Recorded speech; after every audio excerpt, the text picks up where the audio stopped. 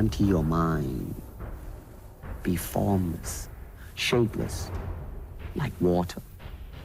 Now you put water into a cup, it becomes the cup. You put water into a bottle, it becomes the bottle. You put in a teapot, it becomes the teapot. Now water can flow or it can crash.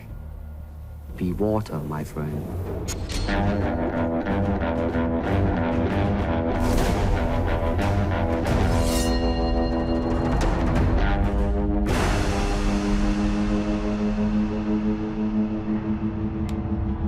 Casting the main character, Assam, I knew it was going to be a challenge to find someone to play the role, and it was going to be a global search. It was a tall order. You're looking for an actor who is compelling and can handle all the drama and vulnerability, but is also really funny, who can also fight. There was just something so introspective, but also like sort of quietly fierce about Andrew that really just felt right. I never thought I'd be able to play Assam because I'd never seen a lead Asian guy on a show before. I'm blessed. I get to do this. Andrew came in. I'm not making any promises. And he blew us away. This is why you want to tell these stories. You want to find people who come in and seize it. And in many ways, that is, to me, kind of embodies what Bruce Lee's all about.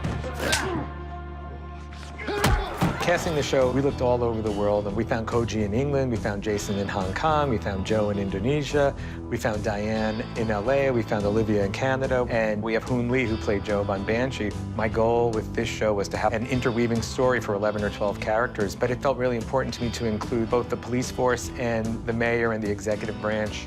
Jonathan had quite a huge vision for this show. He wanted to find that kind of balance between, you know, styled pulp and the period.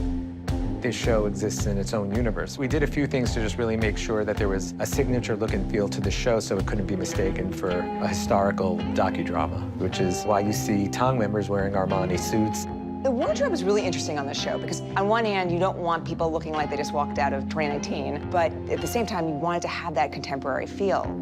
In this era, in fashion, it is an absolutely hot thing at the moment for Asian and Western fashion to sort of fuse, using period and mixing it with some contemporaries, which was really, really exciting. And then the extra challenge for all the characters who fight, they had to be able to move in their clothes. It feels weird to fight in a suit. It looks good. So they really had to figure out, like, okay, how do these guys look really cool, look true to period, but have a sort of postmodern flair, and not split their pants?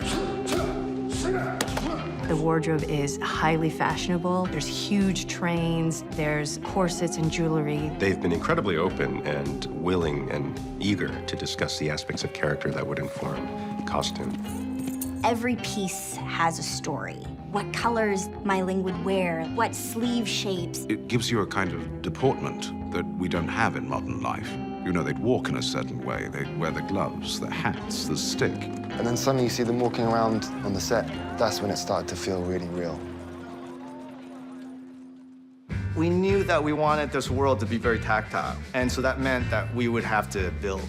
Recreating 1878 San Francisco, you're going to be starting from scratch. And then there was a lot of discussion about scale and the scope of what we were going to be able to create for a backlot. For 24 hours, we just sat talking about we have to build a set that we can reuse. The Chinatown backlot we've built has multiple streets and alleyways which can be redressed to make it feel like an entire city. It's pretty remarkable. We built the hills, we have Chinatown streets, we have Irish Town. The fact that the set is so comprehensive and so detailed, you don't have to expend any extra energy. You just are in this world. We tried to avoid having green screens and blue screens all over the place. The thing that struck me when I first stepped on the backlot was not only this replica of San Francisco Chinatown, but also the care that Set Deck had taken with even populating food stands with real food and real smells.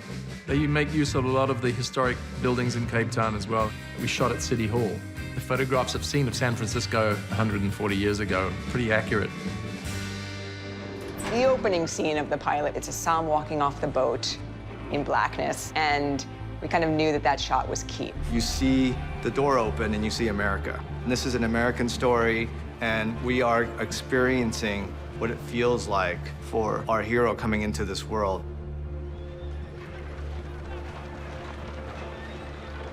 I like to think that Bruce Lee, if he saw the show, he would be proud. I think we made a very concerted effort to celebrate why he was doing it, what he was trying to do.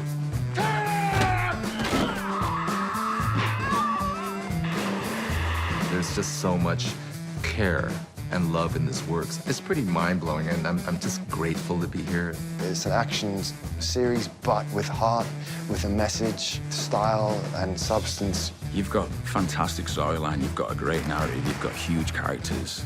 The show itself, it's a melting pot, which is what America really is.